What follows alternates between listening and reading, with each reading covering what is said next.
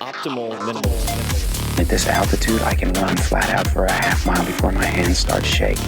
Can I answer your personal question?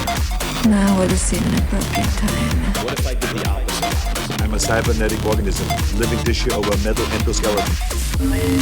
Tim Ferriss Show. This episode is brought to you by 99 Designs. I've used 99 Designs for years for all sorts of graphic design needs. Whether you need a logo, website, book cover, or anything else, 99 Designs was created to make great designs accessible to everyone and to make the process of getting designs much, much easier. So when I first started out, for instance, testing prototype covers and getting prototype covers for the 4-Hour Body, I went the contest route. That is one option. This is a great solution if you're looking for fast, affordable design work and the ability to choose from dozens of options risk-free. Let's say you need something late night, quick turnaround. Well, people in other time zones, other countries can also help you solve that problem. Since then, I've worked with 99 Designs on a separate path or a different option, and that is the one-to-one project service. So, in a number of cases, and I'll give you one example, when I wanted to create the cover for my audiobook, The Tao of Seneca, this was a very important project to me, I decided to use their one-to-one project service. And with this service, you can invite a specific designer to your project, agree on a price, and then work together until you're satisfied. And they allow you to iterate and provide feedback and all this stuff. And I haven't shared it yet, but we also got some incredibly good, really some of the best illustrations I've ever seen from using this one-to-one project service with a handful of different designers and illustrators. It blew my mind. 99 Designs makes this all very easy and efficient. So you can check out the Tao of Seneca design and other work that I and your fellow listeners, for that matter, have done on 99 Designs at 99designs.com/Tim. Again, that's 99designs.com/Tim.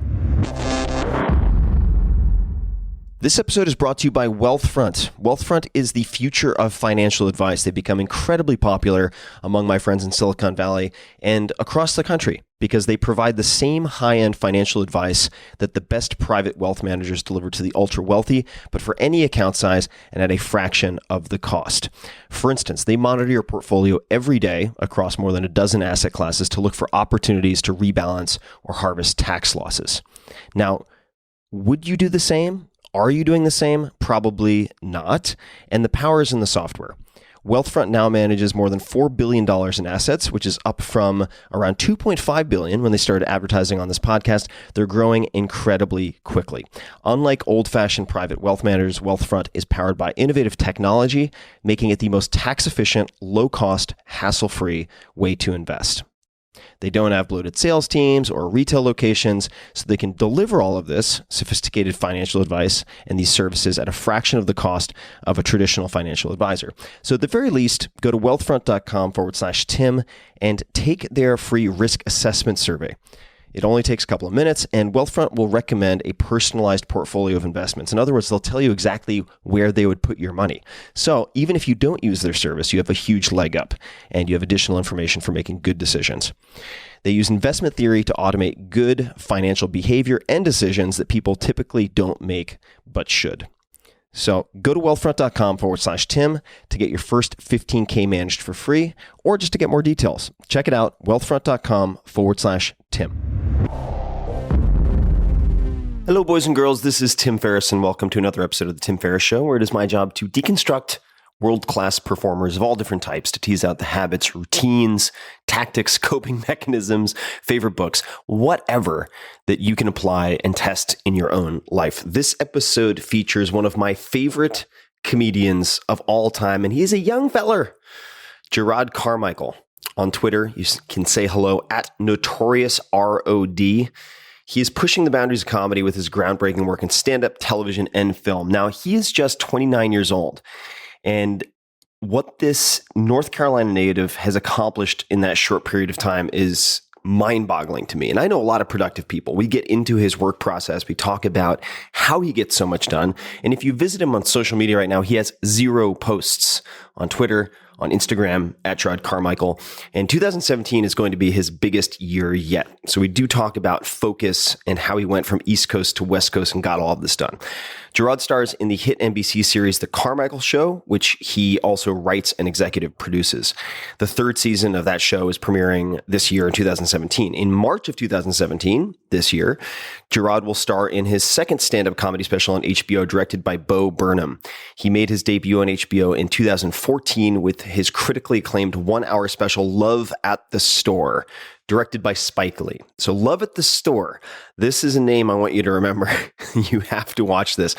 It is arguably the funniest stand-up special I've seen in many, many years, and it's the reason that I initially reached out to have Jerrod on the podcast. It left me in total hysterics on a transatlantic flight. Some wine might have been involved, but it terrified everyone because I could not stop bursting out laughing out loud while other people were trying to sleep. Sorry, everybody, but it's that good. And immediately, as soon as I got off the flight, started texting my friends, guys, you have to check out Love at the Store. So watch that and you'll know why I reached out to Jerrod.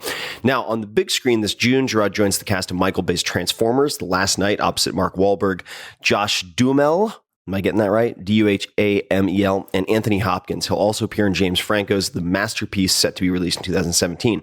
In the summer of last year, 2016, Jerrod reprised his role as Garf. If you've seen Neighbors, he did that in the Universal Comedy sequel Neighbors 2, opposite Seth Rogen and Zac Efron. I originally met in an indirect way Jerrod through Seth and Evan, more specifically Evan Goldberg, both of whom have been on the podcast before. He also starred as Freddie opposite Rose Byrne, Susan Sarandon, and J.K. Simmons in The Meddler, which was released April 2016. So this guy's going nowhere but up, as far as I can tell. The most incredible work ethic and focus of anyone I've met in a very long time. And he'll have an upcoming, as yet untitled memoir coming out through Random House. He's got a million things going. How does he do it? We dig into all of it. And we also discuss dangerous comedy and much, much more. So please enjoy my conversation, as wide-ranging as it is, with Jerrod Carmichael. Sir, welcome to the show. Oh, thanks for having me. I am so excited to finally sit down and record this because I remember very, very specifically the first time I was introduced to you, and it was actually on the working set for Neighbors 2. You had not yet arrived, but your picture was up alongside a bunch of other people who were going to be appearing in the movie. Yeah. And I was on the set because I was going to be interviewing Evan Goldberg and Seth Rogen. And we were going through a few of the names. I was asking questions about folks, and he pointed to yours because I mentioned how I'd watched Neighbors and enjoyed your particular role in that movie. And he said, oh, he's going to be really big. Along those lines is what he said. Oh, wow. And very nice. And then shortly thereafter, I think I told you about this. We have all sorts of exciting sounds going on. We got a raven. We got running water. A raven who's lost her family. I was on a flight, an international flight, and Love at the Store was one of the options. Yeah. So you're special. And it may or may not have been the case that I had one or two glasses of wine. Oh, that's the only way to watch it. But it was a sleeper, so everyone was asleep except for me. And I'm drinking wine and watching your stand-up. Mm-hmm. And I thought I was going to be kicked out of the cabin because I laughed so much. And as soon as I landed, I did two things. Mm-hmm. So one of my friends, Mike, I immediately sent him a text.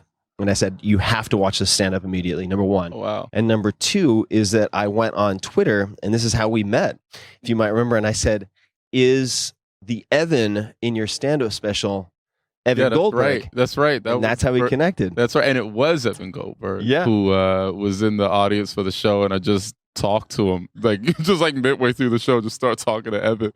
That was great. I mean, and you do a few things that I haven't seen in finished specials before. Another was you will refer to your notes on stage sometimes. Yeah, for Love at the Store, the intention was to just capture me a Saturday night at the Comedy Store. I wanted it to be very, truthfully, we cut for time, but like Jamar Neighbors, who was this hilarious guy, my best friend, went up before me. Like I had this guy, Argus Hamilton, is just like this legend of the Comedy Store and of the scene. Like he was there, like it just felt kind of like a Saturday, like we're doing spots, and I wanted to just capture it, and just me working out material. It was very much so like an exercise. It was like, oh yeah, and I referred to notes because I was trying out. I did new stuff on that special. You did? Yeah, I did like new material. Well, and I also remember asking you about your interactions with the audience. Like at one point you said, your skin is so milky. Yeah, This one woman, the they said, girl I don't right think there. I've used that adjective ever in my life. Yeah, it was. It was the thing that popped in my head. Like I saw her, I was like, yeah, she had really milky skin. What can you say? You describe it Yeah, accurately. I thought it was pretty milky, right? It was. Oh, I didn't want to be wrong. No, it was Yeah. very accurately described. How did you first connect with Evan? Evan, I met, because I want to get this right. I met like Josh and Alex who work at this company, and then I believe I met Evan actually on the set of The First Neighbors. I believe he seen me, and he and like Nick Stoller and Seth, all involved in hiring me. But I'm trying to think. The first time we met, I think, was on set at Neighbors, and he's just like this. I mean, it has incredible energy. He has incredible energy. His incredible energy. He never sits during meetings. No. He's always standing or doing like a Gollum squat. Yes. He has very good squat form. Very amazing squat form. He paces around. He's like, and so many ideas. I've never met someone who has as many like ideas as Evan. Oh, like yeah. just like rapid fire, like, and is able to take a thing and like bend it and prod it on all sides. And it's incredible just watching Evan in a room. He's a prolific generator of ideas. Insane. And I remember one of the, and we're going to talk a lot about, I think, how you develop your material and process, but I remember one of the experiences that I had in Atlanta was sitting in I suppose the writer's room while they were spitballing ideas. Yeah. And one person was manning a keyboard, typing everything in. And they had many, many, many different revisions of this script, which, as I understand it, is very kind of Judd Apatow, meaning like what the script comes in looking as is nothing like the end product. Changes to something else, yeah. And so they were all shouting out suggestions, and Evan said fuck, I think, every third word. And it was just typed right in. And I remember at one point I was like, what's next? Because fuck is every third word. Yeah. And he said to me, he goes, no, the important thing, and I'm paraphrasing, but he said, you want to keep the generating of ideas and the editing of ideas separate, and you can always defuck the script later. I just remember that line. You can defuck the script later. That's brilliant. You can defuck the script later. When do you remember, if you do, kind of your first memory of working on comedy or being funny? Oh, that's a great question. I think I was so when I was a kid, we used to just record things. I was infatuated. We would take like the camcorder and just like record things and do sketches or what I guess are sketch. You don't know what there's no form. Right. There's like you're just like recording whatever. Yeah, freestyling. And when you say we, this is you, me, the kids in the neighborhood, my family. Everyone's involved, and we're all. I was really blessed to be around a lot of like creative minds, like people who are just like down and really creative and like really excited about just like jumping into characters and doing things. And so that was kind of the first experience, just kind of. But truthfully, 8th grade was really important for me. Like just comedy, specifically just comedy and thinking that I was maybe funny, Why 8th grade? What happened in 8th grade? I had a teacher who got me started reading the newspaper, and it was funny. Do you remember his or her name? Oh, Kwame Nyeri. So this guy, all right, just when Kwame Nyeri had me read the autobiography of Malcolm X, start reading like the New York Times and like the local newspaper, and this is like in 8th grade, and taking in all this information and like learning and kind of discovering myself. Like humor was just this big. It was how I broke the tension of any information that I received. So I remember specifically there being one moment in class. I don't know why this stands out so much, but he wanted to have a debate, right? And so we read an article. I don't remember specifically what it was about, but we were choosing. It was a guy that committed a crime, and we're deciding whether or not it was justified. And we were supposed to pick sides as a class. And he said, "Well, who thinks the crime, wasn't justified?" And everyone in the class except me raised their hand. And then they were like, well, who thinks it was? And it was just me. And then for the next hour, no exaggeration, I debated like 23 other students on why this man deserved to commit a crime.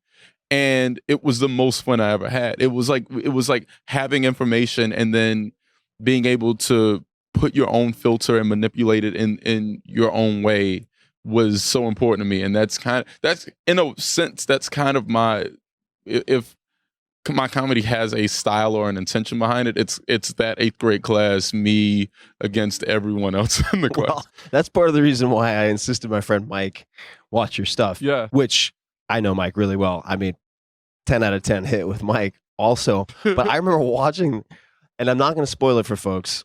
There are a few instances in particular that, because I don't have the delivery and I wouldn't give you the context, I would get in trouble for just by mentioning. But I recommend everybody check it out. I think there will be a moment for everyone where you will probably feel extremely uncomfortable, offended, or both, and that is good for you. It's healthy. So I'll leave it. It's really healthy. I'll leave it at that. But you grew up in North Carolina. In North Carolina, yeah. How would you describe your family and childhood? We had fun. We had fun. I can't speak for everyone in the neighborhood, but we enjoyed ourselves. Like, my childhood was just asking a lot of questions, really, really curious about everything, in a family that allowed room for that. Like, everything was challenged. We questioned everything, like a lot of arguments. It was constant arguing, but fun arguments, like amongst the family and friends in the neighborhood. I enjoyed it. I enjoyed my childhood a lot. I mean, we didn't have a lot of money, but it was great. It was great. It was like, I had a really creative childhood, I think. How did your parents help foster that? They gave me a lot of freedom. And especially in this neighborhood, like I've never had a curfew. I never had I would just be like, all right, Mom, going out. And she's like, all right, be safe. She just said a prayer and just sit me out into the world, and just me and my friends, we just kind of go out and, go get in fights and all the silly things that you do. Throw dirt in each other's eyes. Yeah, right. and they just gave me a lot of freedom. Like, my mom and dad gave me a lot of freedom. So what gave them the which confidence? is so healthy. I hate when I see kids like being inhibited. Like, it's like, you have to, like, otherwise, I guess you have to know the child. I guess it's specifics of the child though. But like, what did your parents do? My mom was a secretary at the hospital, and my dad a truck driver. Did that mean your dad was gone a lot of the time? Or? Yeah, on the road a lot. Yeah, he was on the road a lot. So, me, my brother, and my mom, a lot of times just, I don't know. It was really, I liked the neighborhood. It was so many characters. Like you grew up in like a neighborhood like that, or the hood, or whatever you call it, and it's so many characters. It's very passionate, very interesting people. Yeah, very passionate. Everyone feels very strongly about everything. Everything is very strong. Like the type of cigarette they smoke, every detail is really important to them. What was the catalyst for pursuing comedy as a career, as a profession? It was a thing that I felt I was really good at. I wasn't doing anything. I was in North Carolina. I was working at a shoe store and just not really doing anything. Let me ask you maybe a strange question. How did you know you were good? That's a really good question, because it is, validation to, obviously you want to have, the feeling like inside your heart and know that you can do anything, right? Also, validation is important from outside sources. Like, I mean, you want to confirm that. I mean, if nobody's laughing, at some point, no matter how much you believe, like maybe this isn't a strength. You want to apply logic to, your dreams and your beliefs. And I had friends who, spoke very passionately about. One friend in particular who was like, no, you think like a comedian, like you really should do this. Like it's different. It's like, it's funny, but it's not the way just the guy at your job is funny. It's like different. And she pushed me really hard to do it. And you just kind of know, like it was constant validation. Right. From, just in every that. situation, you're kind of that guy. And eventually you accept it. You either run from it or accept it. Were you doing? I mean, could you imagine I just like rebelled? It's like, no, I'm a lawyer. Yeah, right. Were you doing open mics at the time, or was it just through social interaction? I started comedy in LA. So I moved first and then did comedy because I'm competitive, and you should be competitive at some point. So explain that. Meaning you didn't want to do it where you didn't feel the scene was I don't want to strong? do it with someone, where the scene's not necessarily strong. And truthfully, there are great scenes around the country. There's, Chicago and Atlanta and San Francisco has an amazing comedy scene, but New York, LA, really New York for just repetition's sake, like you can go up so many times, but LA is what, like, it really is the best are here. The best are in New York. Like, you want to be around the best. You don't want to just, there are a lot of people kind of doing comedy everywhere. There's a lot of people kind of doing it in New York and LA too, but also you have these amazing comedians and these people who spend all of their time for you kind of have to create or go to the artist colony for whatever you do, I think, right? Like you got to find it and you want to compete and you want to see what you have to gauge. You have to take the temperature of, whatever we're talking about. Well, I mean, if you're the average of the 5 people, we also have a black helicopter coming to pick up some special operations folks who are having lunch next to us. So many helicopters in LA. A lot of helicopters in LA. An insane amount of helicopters. So, I mean, if you're the average of, say, the 5 people you associate with most, then going to where the competition is the strongest is really important, right? So important. And were your parents at all worried for you? Do you have to have a big conversation with them about packing up and moving west? Or? Yeah, it was kind of, you know what, I've been thinking about it, it's been on my mind for a while. A guy came into the shoe store I was working at. Mind you, I'm like 19, 20 at the time. What were you doing at the shoe store? Just selling shoes? Just selling them, man. Just putting insoles in. Trying to sell you on some cleaner, doing the whole thing. And I did a damn good job, mind you. Yeah. Finish line. I sold a lot of, I think I deserved more. I mean, I would okay, anyway.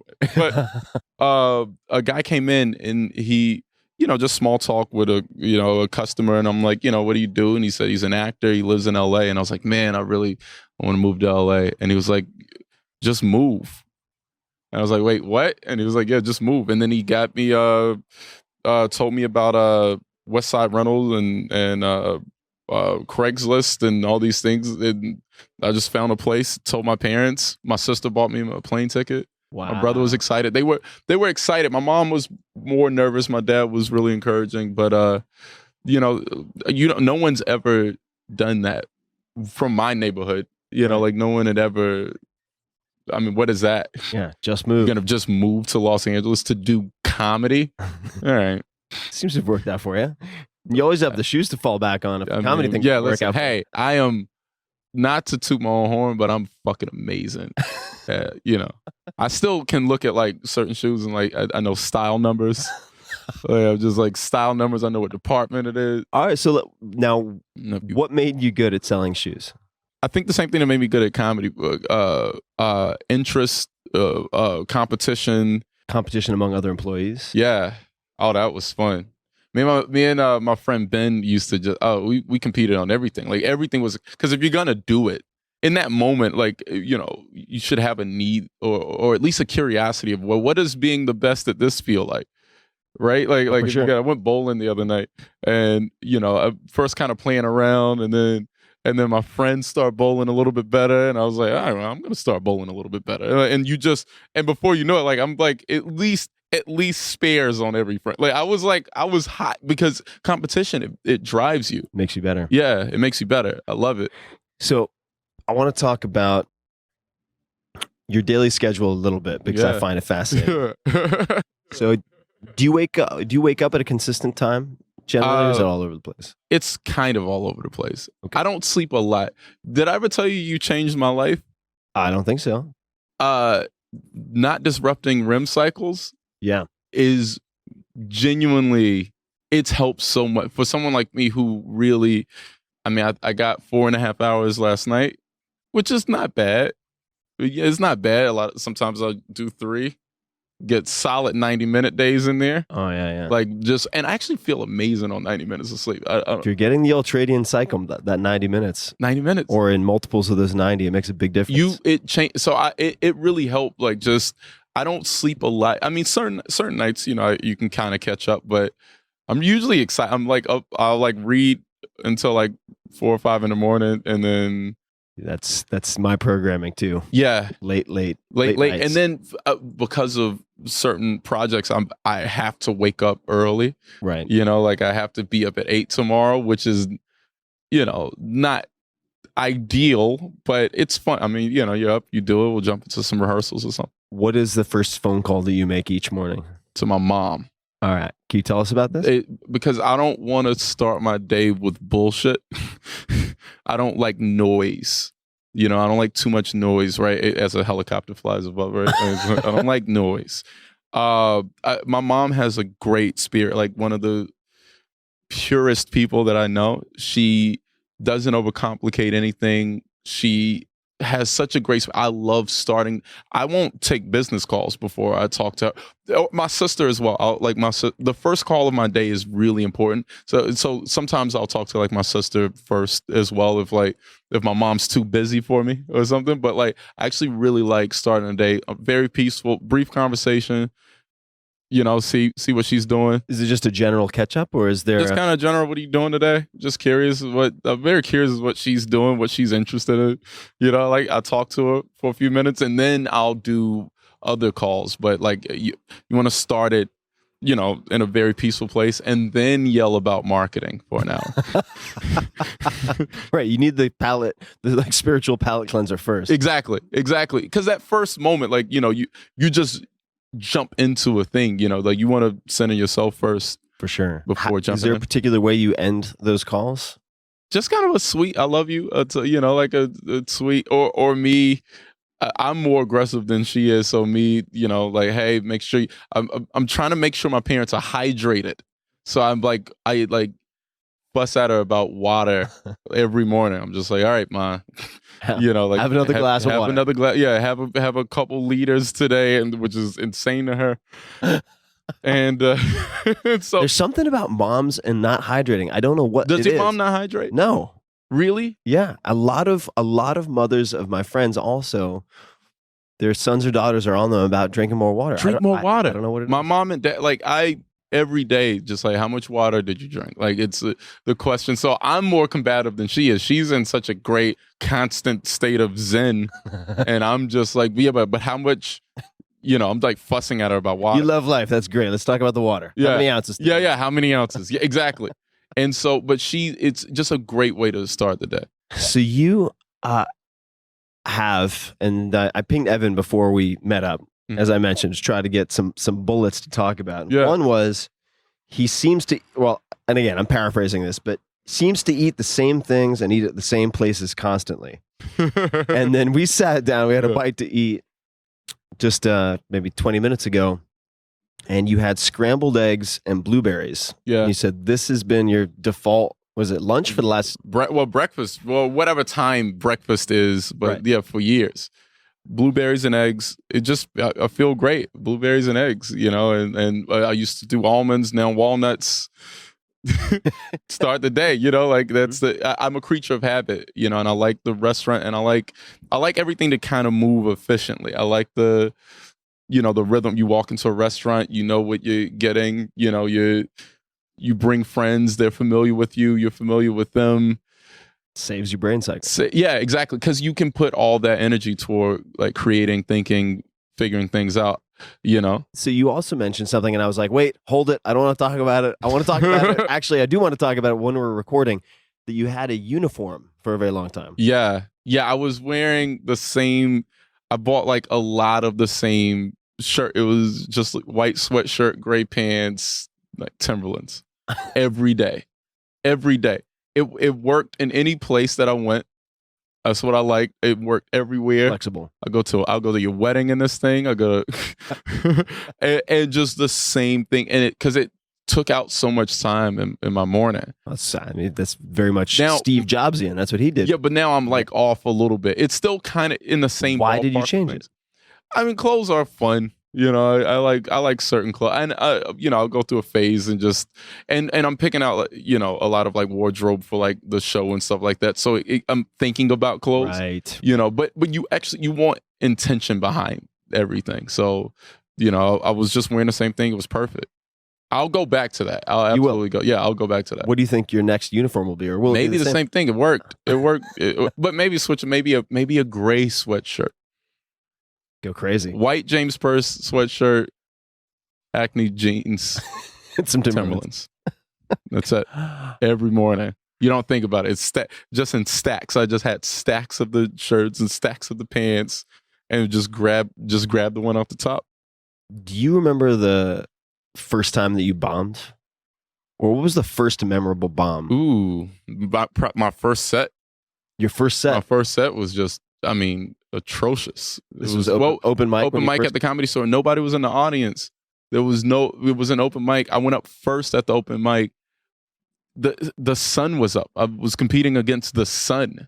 And it's this giant window, and it's where I taped my first special. It was like the giant window at the Comedy Store. This is in the original room? The original room of the Comedy Store, yeah. And it's August, and the sun is up, and they're just comedians in the back. So I guess technically I didn't bomb.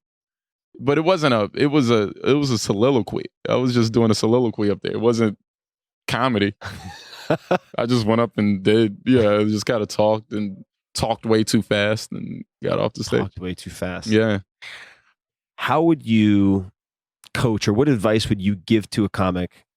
You see someone, they do a set and they just bomb, and they're new, and they come off and you can tell that they're totally demoralized. What do you say to that person? It's just people.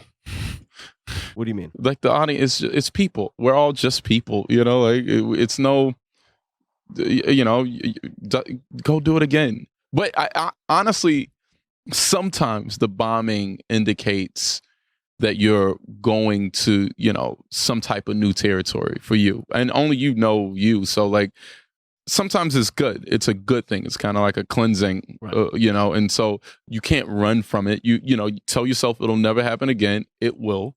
But tell yourself that it won't, and go do it again, you know, and stop. You know, I wonder if it's like this I know comedy really well, but everyone's like kind of looking for like rules to follow. And the sooner you realize there aren't any, the better art can be, you know, like it's like, because people start looking for like, well, you got to do this first. And you know, for that first special, I remember, I got a lot of like flack from especially like older comics. And you're just like, well, he's checking his notes on HBO. What is this kid doing? And you're like, we're in the 10 Commandments of comedy. Yeah, where? You know what I mean? Mort Saul checked his notes. You know, he was like you can do whatever you want. You can, and people don't accept that. People don't know how free they are. My understanding with just to talk about the original room, did they let cameras in there a lot? That was the first time anyone had taped anything in there. How did that happen? I mean, we were pretty persistent. I had a really specific vision. You know, me and my friend Andrew had talked about specifically what it would look like and what that first special would be. And so it just had to be that room. So it was just pretty insistent. And, you know. Now, they, of course, have the power to say no, right? So you can't just hit them with the same pitch 40 times in a row. Yeah. They're going to be like, well, then, but fuck off, kid, number one. But on the 35th time, smile more. You just smile. You know, you add a little. We were just pretty. I mean, that room, been very special to me, and it just kind of worked out. I'm very thankful. They had never done it before, but there was no reason to not do it just because you never done it before. So, I guess you were able to convince them. HBO. I wasn't just bringing. It wasn't just like me and a couple friends with camcorders. This was like HBO. You didn't bring your HBO. over-the-shoulder VHS. Yeah, just like, hey, but home. let us release this. Like, this was HBO, and because of that certain amount of exclusivity, I think it was a good first time for them. Yeah, I think some people have recorded in there since, but like no one, and especially in that room. Yeah. I had my first ever walkthrough tour of Comedy Store by What was that? Brian Callen a while back. Brian Callen bought me my first car in LA. Really? Brian Callen and Dove Davidoff bought me a car. I was never met Dove, also one of my favorites. They're both incredible. Like I'm so thankful for them. And like really, like it was like Brian Callen, Dove Davidoff, Brett Ernst would look out for me, Al Madrigal would look out, and all these people were just like really. Bill Burr was like so nice to me. But Brian and Dove bought me a car. Wow. Because I was like walking, and like, you shouldn't do it. And I got like a text like, go pick up your car. Like we done a weekend in La Jolla, and then on that Monday, I just got a text like, go pick up your car. And it was one of the nicest things. Good guys. Brian is amazing. He's a sweetheart. He's a sweetheart of a guy. So funny. He's so great. And he walked me through, and he's like, yeah, and then here's the table. You can see all the scratch marks from razor blades. Oh, yeah. Where all the comedians are doing tables, lines. There's a little piano in one of the green rooms, and it's a little tiny glass piano. Not a real piano. It's just a table, a coffee table that looks like one. It's so many lines, and we like to, me and my friend Angelo used to like to point to the lines and assign them to certain comedians. Like, oh, there's Richard Pryor's. Like just assign it to like his razor blade signature. It's still there. We're so excited. What other routines do you have that are important to you, or things that you repeat? You mentioned the food, which for me is extremely key. Yeah, I don't want to have to think about what to have for breakfast. Yeah, locations. I repeat locations all the time. You mentioned the clothing, which is something that has been true for me for a long time, but I've aspired to have a uniform. Yeah. More of a uniform. Also to make me care less about what people think of my external appearance.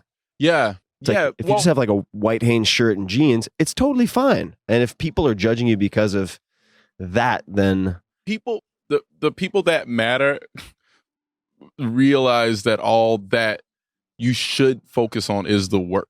Right now, clothing or all these things as it relates to work are important. Right. Like it's a lot of intention behind, like I said, like wardrobe for the show with that type of thing. I think about that because I think everything should have some type of intention behind it. But as far as just like, make you feel good. I mean, obviously clothing can, make someone feel good, but focus on like work, focus on something of substance that means something, and that's why, because if being a creature of habit works so good because you don't spend a lot, and you were talking about like listening to music while working, right? And we're talking, if you spend all of your energy trying to figure out where you are and reorient yourself, like, all right, well, what is this? And you're looking around, you're not focused on what you're supposed to focus on. So you go to the same place, you sit in the same spot, and so then you can ignore everything and you can just, be directed inward. Well, we were talking about music, just to touch on that, because I'm able to work to certain types of music, generally instrumental, often electronica, but it seems like neither of us can work to jazz. Yeah, I want to figure it out. I play it sometimes and try and write, but I just want to figure it out. It's like, man, what is Miles Davis doing right now? You're trying to dissect what's happening. Yeah, you want to how it's composed. It's on a whole, and so I just listen to it separate. I can think to it, and like but if I'm like writing or if I'm trying to work on something really specific, like just silence. What are some of the best decisions that you made in the first few years of your career? You land in LA. Do you remember any of the decisions that maintain a certain amount of exclusivity for yourself?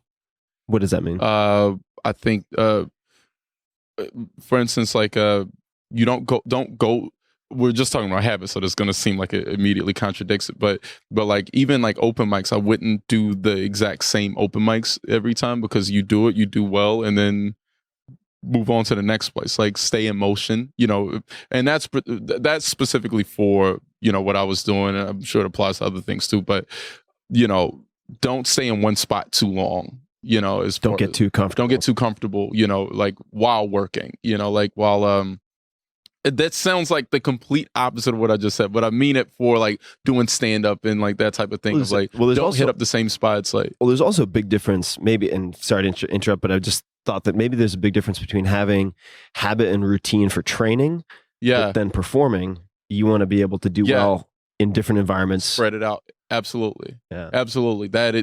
Training is one thing. And when you're working, thank you very much. It saved me. It sounded like a complete, it's like, I think you were doing fine. But wait, what? No. But it is that. It is that. Like, and so that was really useful. Surrounding yourself with like-minded people. All my friends, I'm the thing that I feel luckiest with is like the group of people that I'm around. I really have excellent friends who like care about like making things and creating, and like don't get caught up in trivial things that won't matter tomorrow. Like we don't get caught up in things that don't matter tomorrow. Don't get me wrong. We like new experiences and we like, having fun, but we like work. I mean, I was at my office with friends until 6 this morning, 5 or 6 this morning, just work. And it's this the is most a Sunday. Fun. Yeah. As context. On Saturday night, my entire Saturday, I don't go out really. Like, I don't like do too much. Like, every now and then, but for the most part, like just work. And my friends think like that. Did you seek them out? Was it luck? How did that happen? Did you look at the people you met and say, all right, this guy talks about too much trivial bullshit, I'm just going to have to spend less time with this person? Yeah, how did that happen? You can kind of see it in certain people. One of my best friends, Ari, we both have such small social lives, virtually non-existent social lives that it just works. Like we aren't, we'll go work like right after this. I'll go meet up with him and we'll go write, and we enjoy it. It is so fun, and we don't get like. It's not like if I heard someone talk about like, oh, I want to find a bar to go watch the game at. While that sounds fun, and I'm really happy for you, I also know that we're just doing two different things. Two different channels. We're in two different channels. Like it's like, wait, why are we gonna find a bar? What? I mean, watch it on your phone in between writing or in between doing what you do. But what? Why are you doing that? Have you always had that focus on deep work? Is it because, it doesn't sound this way, but is it because you were maybe unpopular in school, so you spent a lot of time alone? Like where do you think that comes from? Or is it something that your parents really instilled in you? My parents definitely hard workers, it was, I'm really lucky to be able to do something that I enjoy, a lot, and to focus all my time and energy into that. But, yeah, I like, because I like focusing on things that matter. Mm-hmm. You go into a nightclub, right? You go to a nightclub, there's a lot of good looking people hanging out, right? The thing that really changes the energy is when someone who's accomplished something walks in, right? Like, like you walk in and it's just people there are some people just there to party, and there are certain people there as like just a brief escape from doing something. And those are the people. So I would rather be that guy than just, for sure, you're just going to hang out. Spectator. Yeah, spectator. Like, don't be a spectator in life in any capacity. Like, go do something. Okay, so speaking of clubs, This is another bullet from Evan. So he said, and this, feel free to refute this. Okay. So Evan and his wife took you dancing at one point. And he said that you'd never been to a proper dance party before. Not really. Yeah, this was in Texas. We're at South by. Yeah, we're in South by, and it was like Lisa was saying we're gonna go dancing. I was like, oh really? I was like, I never really went to just a dance like that type of dance club. Sure. I had never done it before, so we went and just like that. It was fun. It was like really fun. I don't think I've been since. It was fun. I'm waiting for Evan and Lisa, to take me again. But it was really, really fun. That's true. That's so rare. It's so rare that I like go out, and I'm trying right now. I haven't done stand up in a little while. I'm trying to squeeze in a few more like new experiences and things like that, like when I can. But I find myself getting bored constantly. Like if I'm not working, I get bored. Evan, at least that night was fun. Yes, I feel like I've been cheated on by Evan. He's never taken me dancing. No, He never took you dancing? I mean, now he's got a kid. I know, that's true. He's got to go dancing Yeah, again. he may not have much dancing time. But if you were to think of anything that occurs to you as mistakes that novice comedians or stand-up comedians make, what are some common mistakes? People focus on the wrong things. There are a lot of comedians who aren't funny at all or don't have stage presence but have excellent websites. Like they have excellent websites and the shiniest business cards and the headshots are impeccable. And who gives a fuck? Right. You know what I mean? Like they focus on the wrong things. If you focus on, and we actually just talked about that, like if you focus on the work, I think that's all it is. Like just focus on the content. Focus on exactly what you're putting out. If you had to choose 3 comedians of any type to combine into one super comedian for yourself right now, who comes to mind, and why would you pick them? Understanding that I'm sure you have a lot of influences and there are a lot of incredibly funny people out there, but just like current, they don't alive or dead. Oh, ooh, that's interesting. Richard Pryor. I mean, just for being raw, you got to say Richard, right? He's the Tupac of comedy, right? Every list. Also, probably one of my mom's, if not favorite comedians, top 3. Yeah. Because he was honest, right? So Richard Pryor for honesty. Bo Burnham, he's a friend of mine, but I mean it wholeheartedly. Like Bo Burnham, because he's one of my favorite people to just watch perform. He's such a performer. He's like your eyes never move away from him while he's on stage. You're always excited, and he's one of the most brilliant people I've ever met. And that's a good one. What's a good? That third spot is hard because it's like Lewis Black has amazing timing. Ellen draws people in such a great way. Ellen DeGeneres is so good. I did a show and I told her, I was like, you got to do stand up again. She was really good at stand up. Oh man, it doesn't have to be just 3. I mean, you can take those, those that I named are great. I mean, it's hard to say Cosby now to someone without then a slew of other questions. But I mean, as far as a comedian, he was, excellent. And I mean, his rhythm and control over a room was great. Chris Rock, man, it's hard. Yeah. I mean, there are a lot of greats out there. What in general do you think separates Dave Chappelle's obviously, incredible. What separates a good working comedian from a great comedian? Good from great. I think honesty, and by honesty, I mean just like your own truth. Whatever excites you, whatever you're excited to perform or say or do on stage, being honest to that. An understanding of perception. Because as a performer, you have to know how this is coming across, right? And you have to adjust accordingly because, sometimes you want to make sure the intention is showing. And sometimes it doesn't. Sometimes you think you're being like, I get on stage and I'm so, I'm honest and I'm these things. And it may seem like you're just bullshitting. Right. Right. You have to be aware of what the audience is seeing, Yeah, and a business sense, like a good sense of realizing that it is an industry. Mm-hmm. It is, because a lot of times comedians get frustrated with certain things, but it's like, yeah, that's part of a business. Like, understanding business to a certain extent is really important.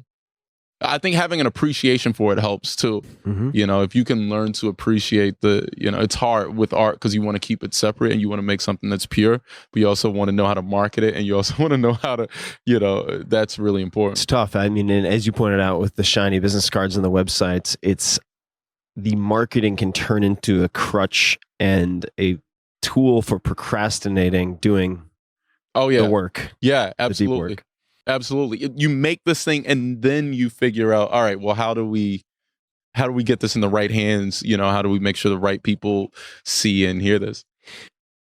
Your on-stage persona seems, and maybe this will sound strange, but a little darker than your sort of in real life persona. Is that a deliberate decision or is that just how the inner truths come out? What is the... It's a certain amount of comfort on stage.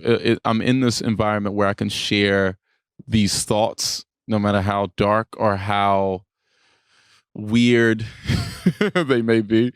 It's like, in this lovely setting, I wish we could see just this, in this lovely setting. We're sitting in an outdoor garden with wooden tables with our pomegranate tea, sparkling water, and blueberries. Yeah. It's super delightful and not the place for some of my dark thoughts, the darkest thoughts and like things that I want to explore. I mean, I'm open to any conversation. I actually prefer, the realer the conversation, the better. Like, small talk is obviously boring and you don't want to get caught up in that type of thing.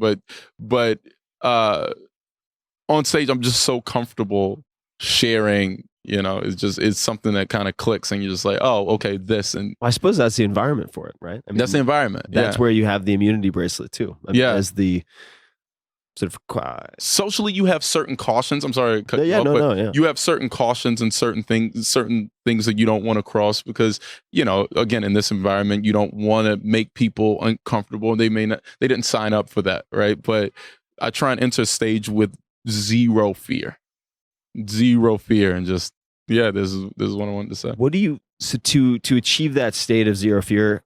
I'm sure repetition has a lot to do with it, but let's say before your special, the first special, what did you say to yourself before getting on stage, or what did your pregame look like? I try to keep it on, like just honest to any performance. That one I remember just being in the back and. I remember there being like a couple too many people in the green room. You gotta like kind of ask to leave, and you just want to think about jokes. And like the first tape, and I was too aware of the production. And then that same night you do 2 shows. So then the second show, it was just kind of like, I'm not thinking about the production at all. Like I just want to think about the material because that's what we wanted to capture. So I was in the right space by the second show. The first show, I was still kind of a producer. And I was still cameras and this type of thing and a bit more, hands-on. And then the second show, I was just. So you seem like a very confident guy. When do you have self-doubt, or can you remember a point anytime in your life when you had like a particularly dark period or a lot of self-doubt? I mean, as a kid, if you don't know exactly who you are, then it leaves room for so many questions.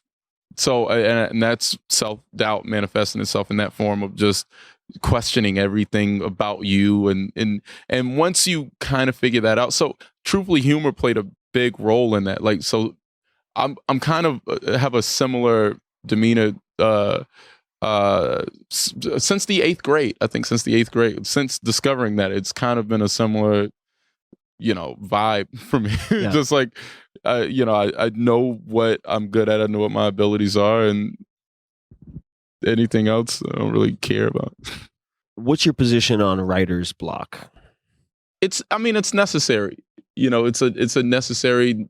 It's natural. You can try and get yourself out of it. You just kind of have to release it. And maybe a lot of times I realize for me, it means that I'm holding on too tight and I'm trying too hard, maybe a certain thing. And I just need to like, let it go. How do you do that? Focus on something else. You know, focus on something else, and then it'll come to you. This is a very exciting location. It is very exciting. Oh, there are a lot of people on a balcony. Yeah, there are. Yeah. A lot of people jumping around and across they're the street. screaming on a balcony, and it looks like it's going to end horrible. A man just skated out on a balcony. Oh, it's going to end very bad. Wow. Yeah, there's a lot of excitement or here. not, or it's someone's birthday. I don't know why I immediately went to a negative. Like, oh, there's no way this ends good. There's no way. Oh, there's definitely domestic abuse going on in there. You got someone. I mean, if you see something, say something. But I'm saying something. I see a poodle, and it looks like it's on the edge of the precipice. But yeah, so much going on in Los Angeles today. Yeah. What types of things do you shift your focus to when you're trying to let go? Does that mean you go bowling? Does that mean you a lot of times watch a movie? A lot of times, yeah, I like taking in other content. You know, so maybe watch a movie, watch something that's interesting, read a book, go on a walk. Mm-hmm. I haven't been walking as much as I used to. I used to walk around all the time. I did the other night in the rain. It was one of the greatest nights ever. I just like walked around in the rain for like 2 hours and listened to Marvin Gaye. That sounds amazing. What precipitated that? It was raining, and I had 2 hours. I had 2 hours free. It was late. I should have been asleep, but I was like, oh, it's raining. I was leaving dinner, and I was like, oh, I'm just gonna go on a walk. And I was on my way back to my place. And I was like, no, I'm just going to go on a walk. And I didn't think it was going to be that long, but it was like 2 hours in the rain. The hood off, kept the hood off. Just let it, yeah, it was great. Why did you decide to keep the hood off? Just wanted to experience the rain. I like it. It was rain, you know, like, it was like, I don't want to, it's like, if I'm going to be in the rain, I'm going to be in the rain. Right. You know, if you got to do it. Don't deny the experience. Don't deny the experience. Like, so I just walked around. It was great. You mentioned books. Do you like to read? It's fun. It's really fun. I like biographies, and I like I'd never been a guy that got into like novels, and we were talking about like science fiction books earlier, because I always like information.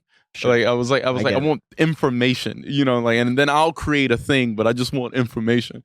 But I read the book The Sellout. The Sellout. Yeah. It's excellent. The language. Is it a It reminds novel, me of it reminds me of like language wise of like the Confederacy of Dunces. Like Sure. the language is so good.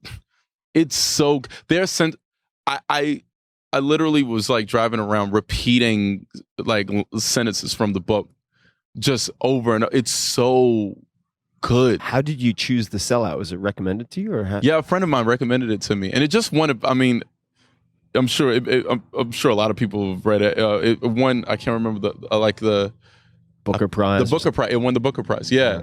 But a friend of mine recommended it to me, and the language in it is. I mean, the language excites me. You know, because it's so well written, crafted, so well crafted. Yeah. Is these lines that I wish I could think of. You mentioned Malcolm X. Are there any other autobiographies or biographies that you could recommend? I wish I remembered who wrote it, but I read the Humphrey Bogart biography that I loved. God, I wish I knew the author. I can look it up and I'll put it in the show notes for folks. Yeah, and his story is so interesting, and just like him kind of starting so late. You know, like, or getting the recognition so late. But like any good thing, like we found a man who knew who he was. By the time he achieved stardom, he knew exactly who he was. So it was so. If you were talking to someone, because this has come up a few times, who had the self-doubt because everything was open to question, mm-hmm. they hadn't discovered something like comedy early on, how would you suggest they learn who they are?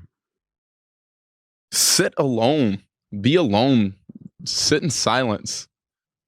You know what I mean? Like, and I'm not just saying like some, shaman-esque experience where someone will just sit and think, go on, get to know yourself and be honest with your, like, the responses that you have, emotionally to things. Like, know what you're good at, have an honest assessment of yourself, honest assessment of your life, and know what you're good at, and know where you can contribute the most. Find out where you can contribute, because it's not always through work. Like a lot of people sometimes people make the mistake of like thinking it's always through what you won't always have necessarily that career, but your life can be fulfilled and you can contribute in a meaningful way, to those around you, to, your environment. So just try and contribute. Well, I think what you said just before that also is really important, and that is being aware of how you emotionally respond to things. Yeah. Because I think a lot, and I did this for a long time, I learned how to mute that because I was trying to be so hyper analytical that I didn't pay attention to my visceral response to things. And that is this sort of massive computing power of the subconscious that is telling you something. And I learned to override it for so long. Yes. And I only really in the last few years have felt very comfortable in my own skin. It's because I've started to, I think in part, pay a lot more attention to that. If I'm sitting with someone and the deal they're pitching sounds great, but I just feel off around them, I pay more attention to that now.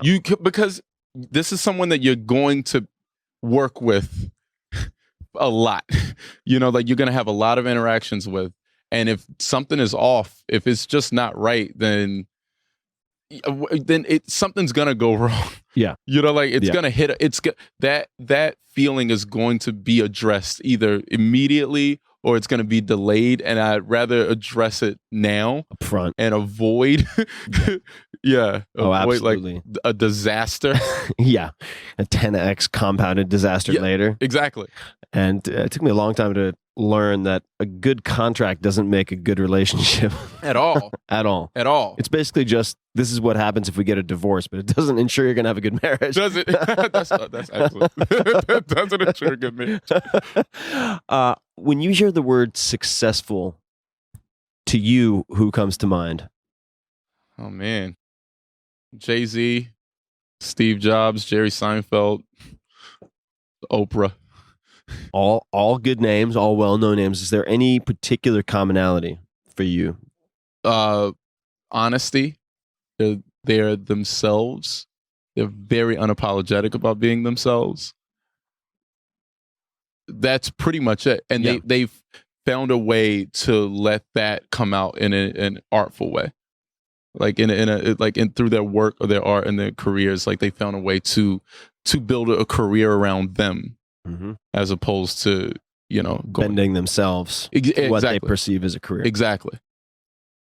So those are I don't know if you're much of a gift giver, but do you give books or anything else to people as gifts? Like, what are your go-to gifts? If I'm excited about anything, then I try and share it with everybody in my life immediately. If I go to a new restaurant and I love it, all of my friends have gone there with me. At some point, I'm bringing everybody.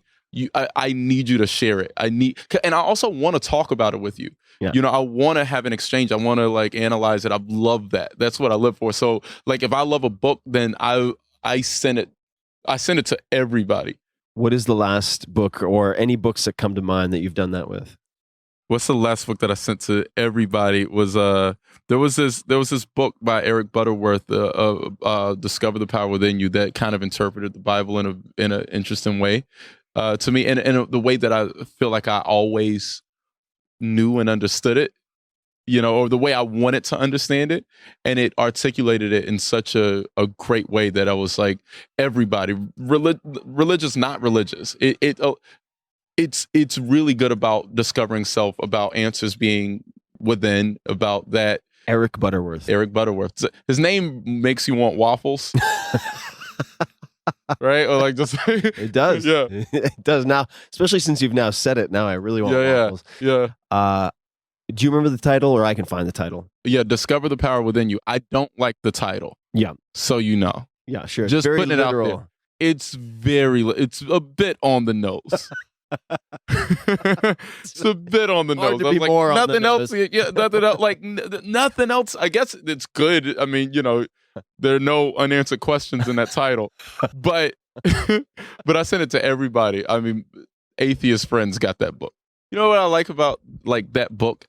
People, I noticed the people who got it and the people who didn't. It was like accepting certain truths sound really cheesy. Yeah.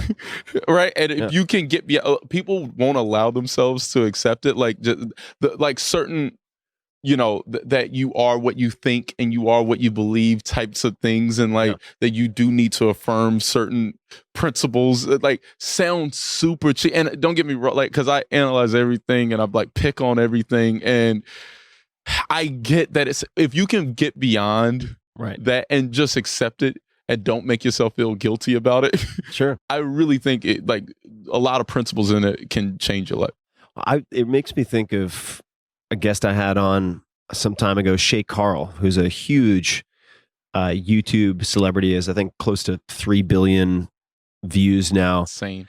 And he's also a very atypical YouTube star in the sense that it's the Shaytards. It's Shay and his family, bunch of kids in Utah. Oh, and really? so it's not the typical fast cut, 18-year-old making videos for 12-year-old setup. Yeah. It's very atypical in that sense. But he said whenever, and again, paraphrasing, but roughly when you hear a cliche, pay attention because a truth is being told. And I'm not sure that's true of all cliches. I don't think it is. But I've come to appreciate things that I always disregarded because I heard them too often, like water under the bridge. Don't cry over spilt milk. Yes. You learn to turn off your interpretation of that. You just disregard it. You disregard it. And you're looking for, well, what's the real answer? And it's like, no, that's actually really deep. Yeah. If you think about it. Things that your fourth grade teacher told you. Yeah. Kind of true. Yeah. Wait, I can be anything? Yeah. It's hard to accept because the world just jades you. It makes you, what is the world doing to us? If you had to give, say, a TED Talk about something you're not known for, so it can't be comedy, probably it can't be television, can't be writing, what topic would you choose? Choosing the right friends. I think that choosing the right people to be around that will spark certain things within you, and knowing how you can use each other, and how you can contribute to each other's lives. I think I could. So this is such an important topic. If for people listening who say, yes, I want to learn more about this, is there some recommendation or an exercise or an action step or something I should do more of or less of? Is there an action that you could recommend? Don't disregard, don't dismiss anyone, right? Actually look for, this is going to sound so cheesy, right? But you've already given them the cat. I've already, So at my best, I do this this exercise, and I could have read this somewhere. I'm not even saying that I made this up. I think I did, but I may have read it somewhere, so my apologies. But it's like I pretend I'm at the bottom of a well, and every face that I see, I imagine them being the face that peers over inside and has the ability to help me and like rescue me from something. And it makes you look at everyone looks, first of all, amazing. When you're at the bottom of a well. When you're at the bottom of a well, and everyone looks in, and in that's like just an exercise for just people in general, but it really means that everyone does have an ability to give something to you, and just kind of looking for that and searching for that first in people. It helps tremendously. I love that. Yeah. That's a really visual exercise for me, which helps too. I'm just very visually hardwired. You see it, if you do that, like I was at like outside a movie theater, and I was doing it once, and just everyone was glowing. Yeah. Like everyone was just like, oh man, thank God for you. Oh, I'm so happy you're here. Outside a movie theater, were you waiting for someone, or were you just? I was loitering. Literally loitering outside of a movie theater. Like it was years ago. I left the movie and I was just sitting outside of it, loitering. Just kind of thinking. Just sitting with yourself. Being a weirdo. being a guy who clearly doesn't have a girlfriend.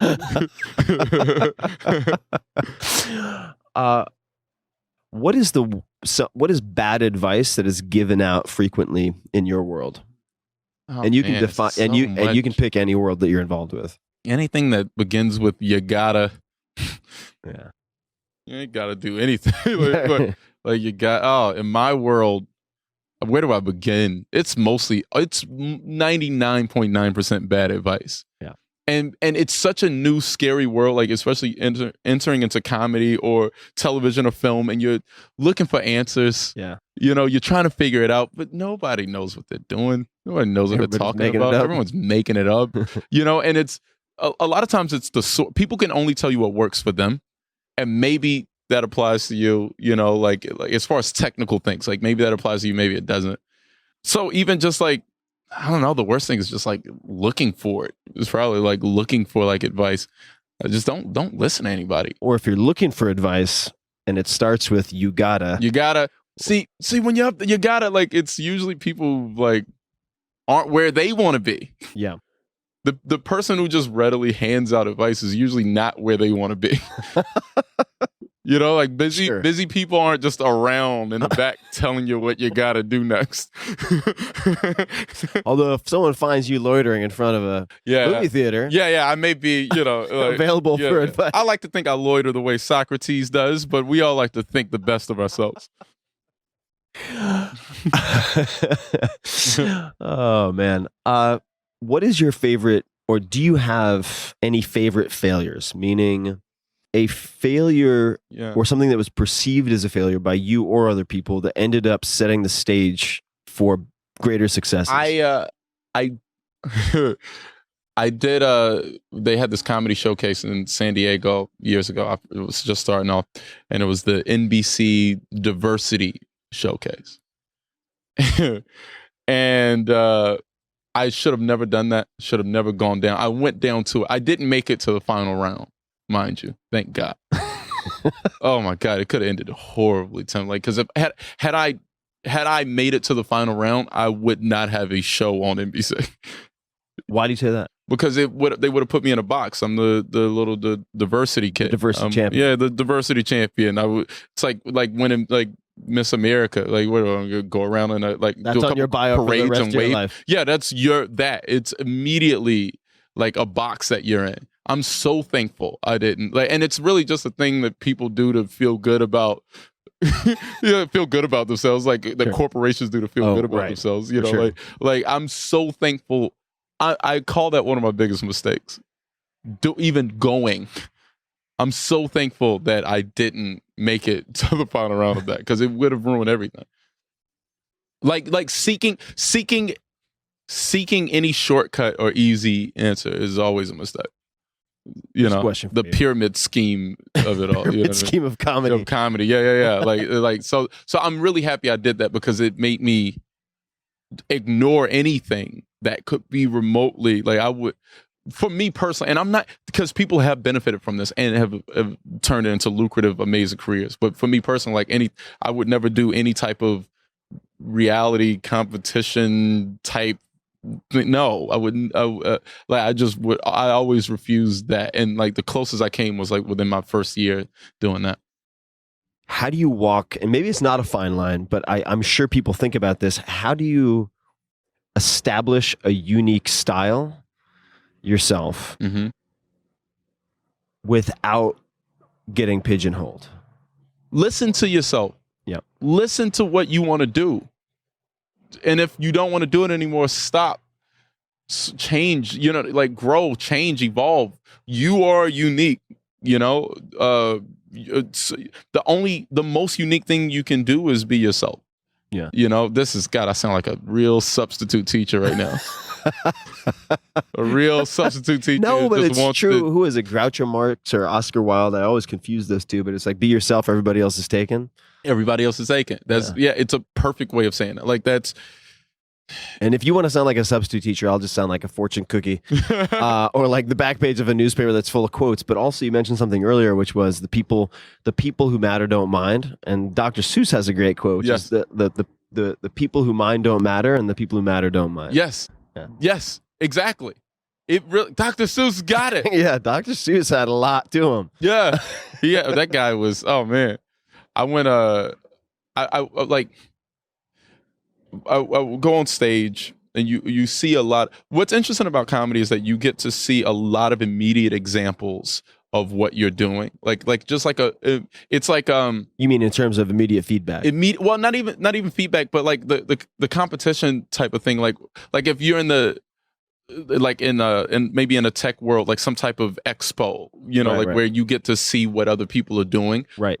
With comedy, that's every night. Every night there's a new, it's a new showcase. Like the 3E or not 3. What's the electronics expo? Whatever, Oh, CES? CES and all that type of stuff in the, it's like Comic-Con every night, like you're just seeing what everybody's doing. Right. And so you get to know where you are in context of your world pretty quickly. Well, especially if you've chosen to put yourself in a place like LA.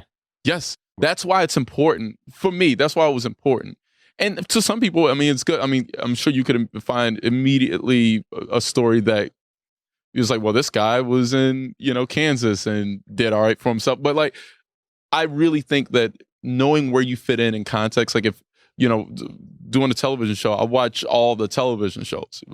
Doing film, I'm watching every film, especially current, like, because you want to know where you fit you want to know where you fit in history, and you want to know where you fit in the current landscape. So it's important to be informed. For me, again, for me it is. I like to know. So when you moved out here to do comedy, did you have in your mind any backup plan? Like if the comedy doesn't work out, or I'm going to give myself 6 months, or any type of thinking along those lines? No plan B for me. I mean, I had an aunt who, the closest I came to a plan B was that I was in LA for a little bit, and I have an aunt in New York that I was like, well, if it doesn't work for some reason here and I'm just homeless, then I'll go stay with her. Mm-hmm. No, that's a plan B, right? I mean, but it's a mentally you had de-risked it for yourself in a way. Yeah, but really that was even like that was a long shot to make, right? And I would have been just gone to New York and done the exact same thing that I'm doing here, right? So it was kind of just another route to plan A for me. That's a good point. That's a really good point. I didn't think about that. Yeah, it was. I was just so that was the closest to a B. It was like an 8.5. Just taking another lap around the track. Yeah, exactly. It's like, all right, well, because I was just here just doing stand up, and I was like, well. And that was purely a logistic thing where I was like, well, if I can't, like, I just literally can't sleep on the street, I guess.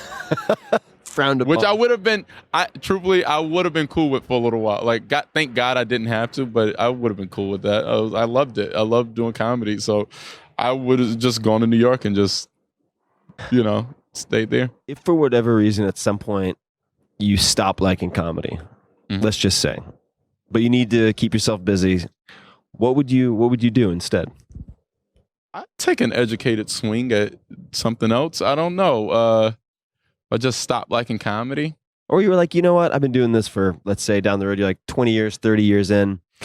Okay, I just need a gear shift for a little bit to come back to this fresh. I don't know. I'd probably do some weird artist stuff. Go like, be like Bob Dylan, start painting.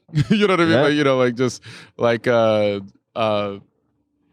record some songs in a nice basement. Yeah. Release it under an alias. That type of stuff. Sure. Like it's probably something creative or something like really specific, or just substitute teach for a little bit. Like just see what I don't know. All right. Well, hopefully you'll be in love with comedy for a very long time to come. If you had a huge billboard and you could put any short message on it or an image, non-commercial, just to get something out to the world, what would you put on it? Oh, wow. I mean, come on, man. That's a great, give me a second. You're going to have to edit out a long pause. Oh, I like the pauses. I'll let the silence do the work on this one. Oh, man. Oh, this is, I mean, yeah, this is genuinely hard because you're like, probably don't listen to anybody. Don't listen to anybody. Yeah. Like, and obviously that comes with obviously you'll collaborate with people and you'll be so inspired by others, and there are people that you'll work with. But what I mean is just like anything that directs you away from you, ignore it. Or anything that starts with you gotta. Anything that starts with you ain't gotta do anything, man. Just bad grammar. I have to use bad grammar. You ain't gotta do nothing. All right, so there are two things from Evan that I wanted to make sure I hit. Yeah. So the first one, maybe we may not explore for very long. The last point he said was he has an 8-foot penis. So did that come about because of the scene Yes. in Neighbors? That for those who haven't seen the film, I don't know where that came from. I genuinely don't know. It may be a thing he may have said to me. I never thought I would have to clear that rumor up. It's not that long. That's uncomfortable. That's the other direction of like what girl's gonna want to sleep with me when you have to coil it around your waist that like just a belt. Sounds cumbersome. Okay, I think you probably didn't expect me to bring that up in the podcast, but I had to. I'm trying, and watch it's gonna hit me like in the car later. I'm like, oh wait, that's what he meant by that. I'm wondering if it's something else. We can do a postscript. Yeah, exactly. We can have it run on the credits. All right, so the point that I think we might be able to unpack a little bit more is he's mentioned that, and you talked about the newspaper earlier, and I guess it was Kwame. Is that his name? Yeah. Yep. Who got you reading the paper? That you can read something, say in the newspaper, and then use it somehow on stage that night. And what helps you to do that? Or how do you kind of being in tune with your feelings, and your thoughts and your true feelings? Like I will say a lot of times I'll be able to like say a joke the first time and it's kind of a finished product. Like I'll say there was a thing that was like online of just me talking about Chick-fil-A. That was virtually my first time doing that joke. I think I like maybe mentioned it the night before, but it was like the first time it just sounds like a finished product because it's like, oh no, I know how I feel about this. I know what I want to say and the points I want to hit, and then you say it, and then that's it. So I think it is just like kind of being in tune. If you're in tune, things come out a little bit, easier. Is there anything in your creative process for developing material that is unusual when you describe it to other stand-up comedians or other people? It's a good question. I mean, I wonder what's unusual about it. Because I think I ignore a lot of things that people don't like, meaning like industry stuff and, like things that I think things that matter to a lot of comedians don't necessarily matter to me. Or I realize that it's kind of going back to what we said earlier, like focusing on just myself and the work gets that thing that, so I think I ignore more things than like a lot of comedians. What helps you to do that? Do you say anything to yourself in particular? Is that just hardwiring? Yeah, I mean, it's both emotional and logical to me. Like, emotionally it's just like, well, if I don't think that if I don't think this is meaningful, then I'll cut it out of my life. And logically, if you look at history, you'll see the things that fall out, and you can read this. That's why I like reading biography. You read about people's mistakes and read about the things that ultimately didn't matter. So it's like, I don't want to focus any energy on anything that doesn't matter or won't matter. Right. Yeah. The distractions of life. Yeah. The distractions of life. Yeah. I mean, that's probably that's probably why I'm not like, and also that is a personal thing. Cause for instance, we were talking about like social media, right? And certain people are great and a source of, inspiration and a source of like great content on social media. For me, it doesn't contribute to my life in a meaningful way, so I don't do it. Yeah. Yeah. This is a left turn, but all of these are left turns. So I guess we're just going in a square, kind of counterclockwise. Anyway, what purchase of say less than $100, but just any purchase really is fine, that has had the most positive impact on your life in recent memory? Probably ever, like a notebook and pens, like just write. And I don't even write out jokes, but I write out thoughts. What type of notebook? Goals and thoughts. Goals and thoughts. Yeah. Do you have a particular type of notebook that you like? I mean, my grandma would get me some for like Christmas. These little small pocket size one, but really any notebook will do. Just any like notebook. That and the bolognese at John and Vinny's are the two most impactful. The bolognese at John and Vinny's. The bolognese at John and Vinny's, and notebooks. What types of thoughts do you write down? Because we all have 1 million plus thoughts a day. What types of things do you write down? Really anything that sticks out, how I feel about people, how I feel about me, what I want, just like anything that's like worth just kind of journaling essentially. It seems to have a strong, it seems to tie back a lot to what you were mentioning earlier, which is your emotional response to different things. Yeah, exactly. That's exactly what my emotional response, it's like capture. I want to know, because you see it, if you look at it and if you write down a goal, like you have this image now in your head. It's not just this floating thought. It's an image that you have in your head. What types of goals would you write down? I'll write down really like general and like specific things. Can you give any examples? Like, I mean, for instance, past, like present? really the two first career goals I remember. I wrote down that I wanted my first time doing stand up on television to be HBO. And I wanted a show on NBC. I remember writing like that. Those are very broad goals, but I wrote down specifically like the HBO thing. And actually, as I was like just doing stand up and going over like old thoughts, like preparing for the first special, I actually grabbed an old notebook, the one I didn't realize I'd written it in, and the night before we taped, and I kind of like opened it and I just turned the page, and there it was, like the goal, like HBO special. Now, did you write it down once and then it was embedded for years? It's there. I can still tell you exactly how it was written on the page. It's like I skipped a few lines. HBO was written in big letters, and then I wrote like just a couple sentences about how I wanted to look and feel. Documentary is written down, so I wanted it to be a documentary, and like specific like ideas about it. Same thing for the next. I just taped another special, and same thing. Same pay. I like the word invasive. It's written down. Invasive. I wanted it invasive. I wanted it emotionally honest. I wanted it to go past just jokes, and I didn't want to just tell you jokes, and I wanted it just to be real and exploration. Like these certain words that I think was captured. I mean, Bo directed, and it's like really, I think he's brilliant, and he captured it so perfectly. But yeah, these really personal things. Well, I think you are one of the most honest and dangerous in the best way possible comedians out there today. Thank you very much. I really enjoy your work. Do you have any parting thoughts, comments, requests of the people listening? And then I'll ask you where people can find you and everything you're up to. No, I mean, no. Try the bolognese at John and Vinny's. Try the bolognese. And then I'm going to try, and I'd recommend people try the face at the top of the well exercise. Oh, I like that. That's perfect. You plugged it for me. That's my job. It's I really want to see if I created it or stole it from someone. I genuinely don't know.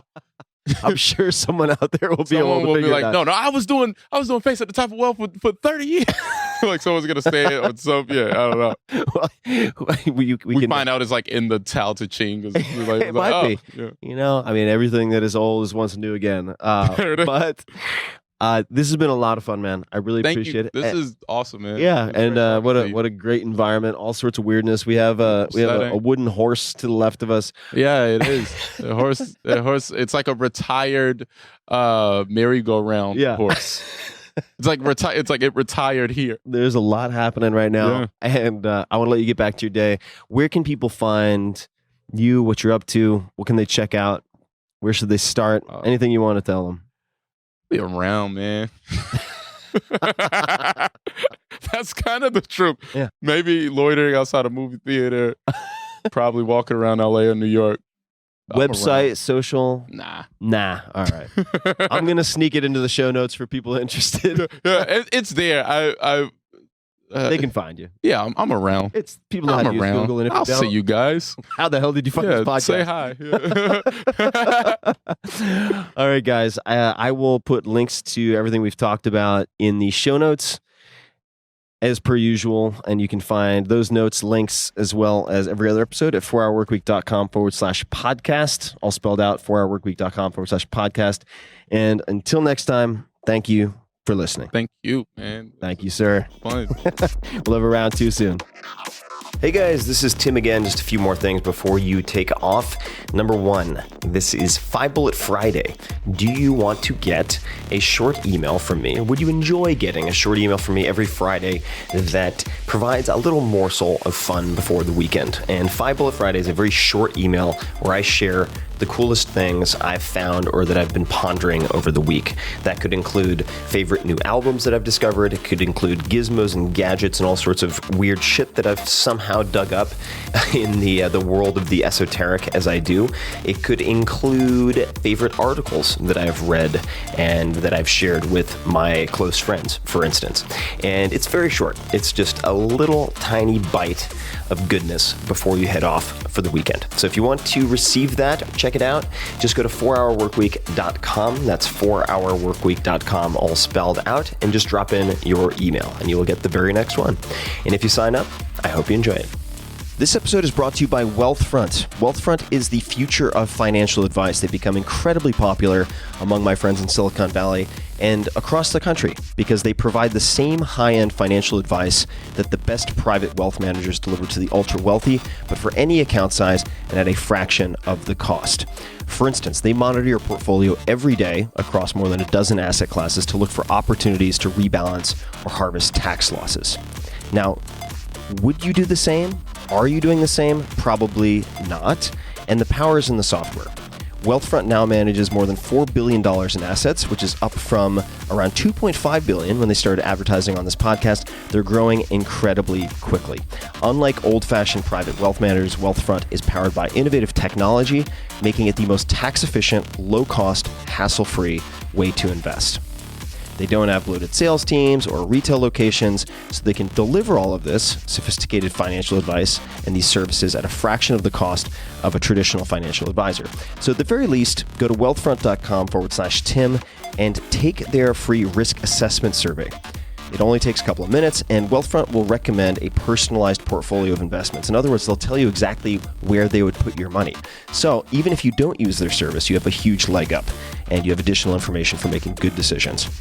They use investment theory to automate good financial behavior and decisions that people typically don't make, but should. So go to wealthfront.com/Tim to get your first 15K managed for free, or just to get more details. Check it out, wealthfront.com/Tim. This episode is brought to you by 99 Designs. I've used 99 Designs for years for all sorts of graphic design needs.